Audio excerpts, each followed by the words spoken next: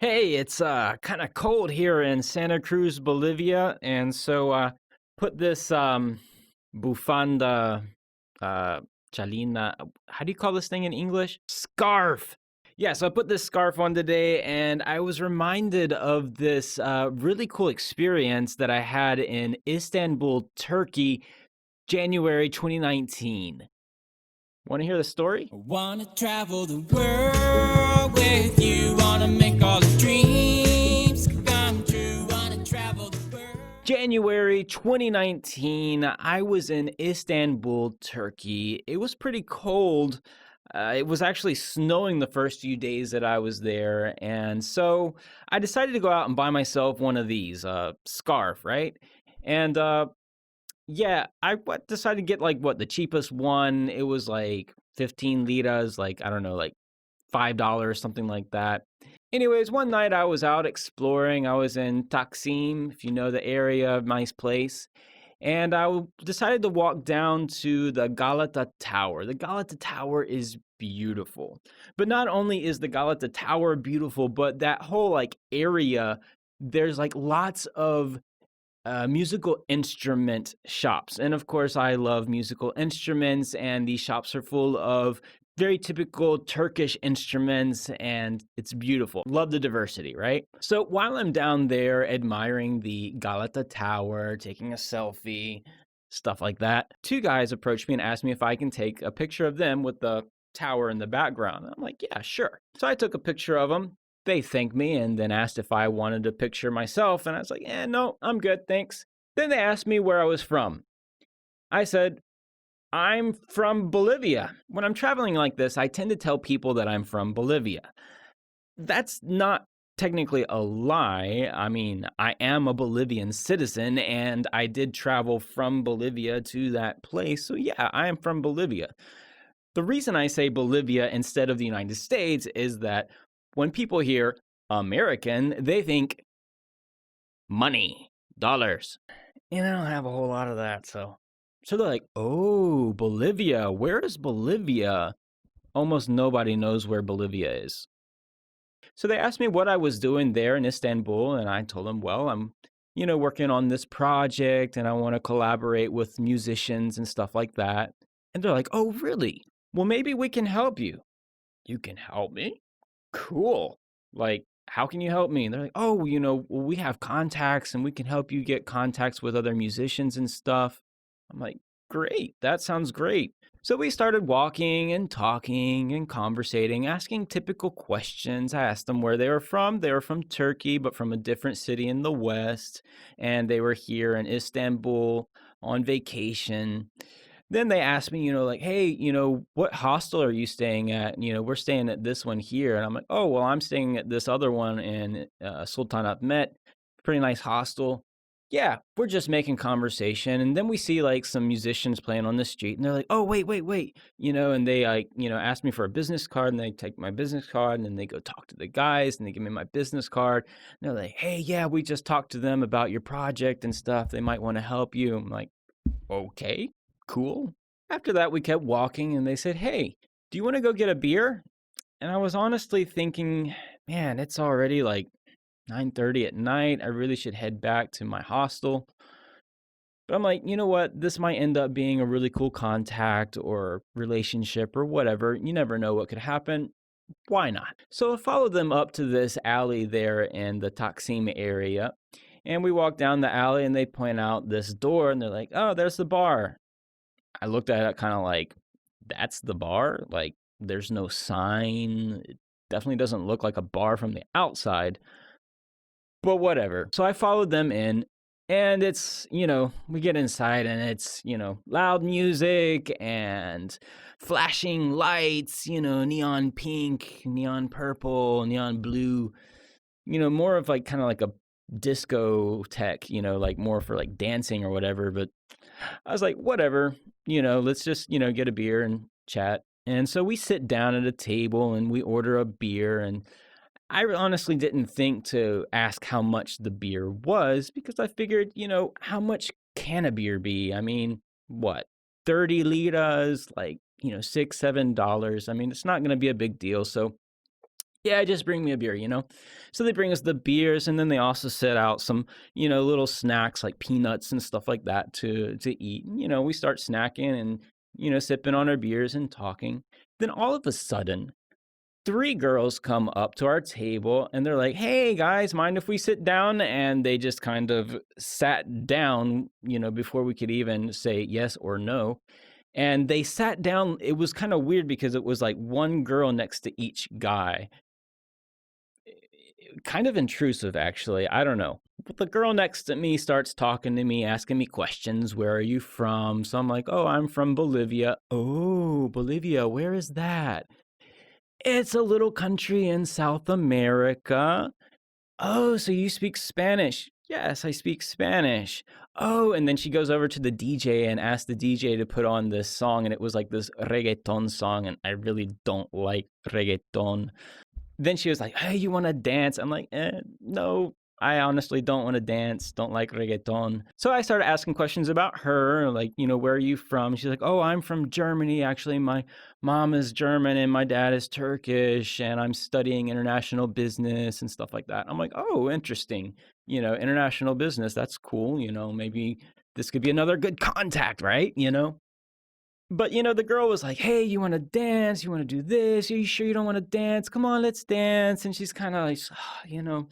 So I started to get the idea that this girl really doesn't wanna talk, and, I was like, I am, married, I have 4 kids, and so it was pretty obvious that this conversation was not going anywhere, and I was like, "You know what, guys? It's late, I need to go home, sorry." And I asked for the check. They bring me the check, and it's 4,000 liras. 4,000. I mean, it's like $1,000. I had one beer. And I'm like, what in the world is going on here? And I'm, showing it to the other guys. I'm like, dude, what is going on? And they're looking at it. What's wrong? It's 4,000 liras. That's what's wrong.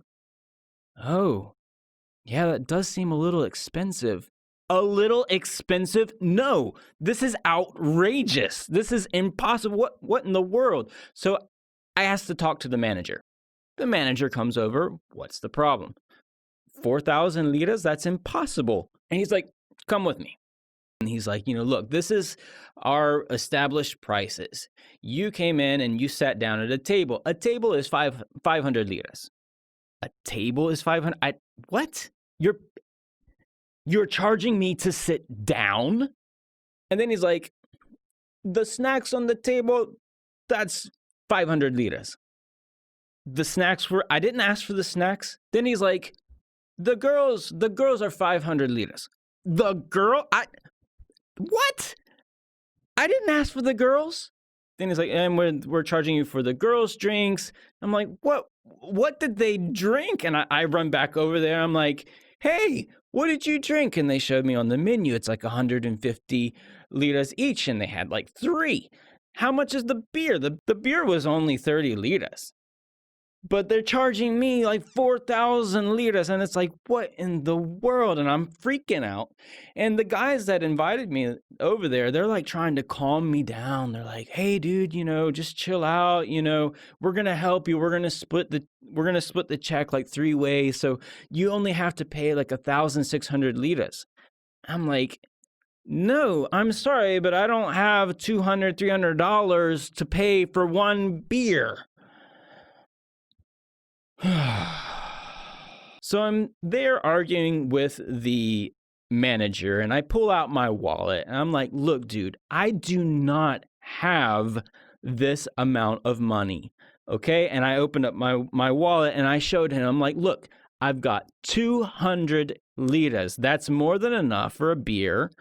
And I have some Bolivianos. I have like 60 Bolivianos. You want Bolivianos? I can give you those too if you want."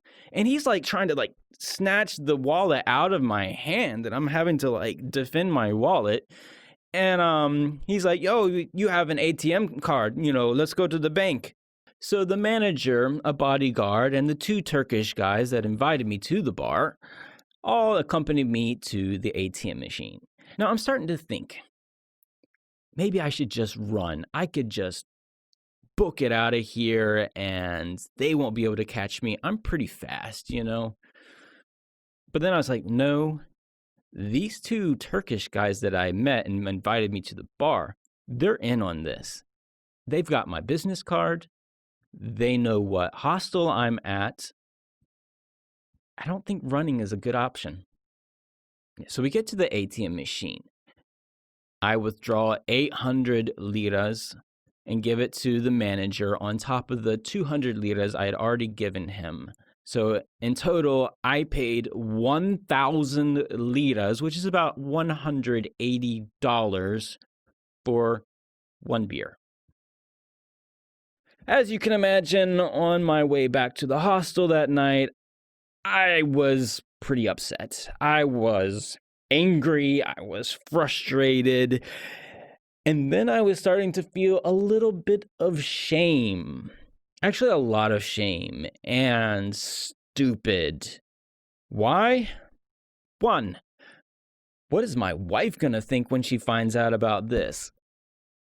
Two, okay, there was this series on Netflix called Scammed. I think that's what it was called, Scammed. And there was this British guy that would travel to all these different cities around the world, tourist spots, and on purpose he would fall into tourist traps, and he would film the whole thing and discover how they trick the tourists into paying more money or all these different scams that they would do to the tourists. And there's an episode on Istanbul, and they actually go through this exact scenario. So yeah, I'm feeling pretty stupid that I did not catch on to what was happening in the beginning. Arrgh. So the next day I got up and feeling pretty down, pretty frustrated still, kind of in the dumps, you know, but I was like, you know what? I'm in Istanbul. This is a beautiful place. I got to make the most of it. So I decided to head out and explore the city some more. So I'm getting dressed, you know, and get my coat on and everything. And I noticed that, where's my scarf? Oh, I lost my scarf too. I was just, I figured, man, I must have left it at that bar. And it's like, oh. After that, though, I actually had an amazing day. So I went over to Kadıköy, which is on the Asian side of Istanbul. Istanbul is actually a city that bridges Europe and Asia. It's pretty cool. And so I crossed the Bosphorus over to Kadıköy, and I found this music institute called ITRI Music Institute, and had amazing experience there. There's a video about that experience here in the channel, so please, you gotta watch that video. But later that night, I was out with my travel buddy, and we went back to Taksim, because he hadn't been to Taksim yet, and we're walking around, and I say, hey, look, that's the alley, that's where they scammed me. So we walked down to the bar, and he's like, yeah, you wanna go in? I'm like, yeah, I wanna see if my scarf is inside, you know? So we walk into the bar, and the manager sees me, and he's like, what are you doing here? You know, he is not happy to see me at all. And so I'm like, I think I left my scarf here last night. Have you seen it? He didn't know what a scarf was. I'm like, you know, a scarf, you know, like around your neck, you know, and I'm doing like all this sign language trying to explain what a scarf is. And he finally starts to understand, and so he asked like one of the security guards if they had seen it. No one had seen it, and I'm like, dude, you know, I really want my scarf. He's like, okay, you want a scarf? You want a scarf? Okay, yeah, follow me. We follow him over to this store that was selling scarves and hats and stuff like that. He's like, you want a scarf? Okay, you pick a scarf. Which one you want? So I'm looking, and it's like, yeah, okay, ooh, you know, how much? So yeah, the manager of the bar ended up buying me this scarf, which is a little bit nicer than the one I had before. It was definitely a little bit more expensive. Definitely doesn't justify the 1,000 liras that I paid for the beer, but what can I say? So you may be asking, what is the moral of this story?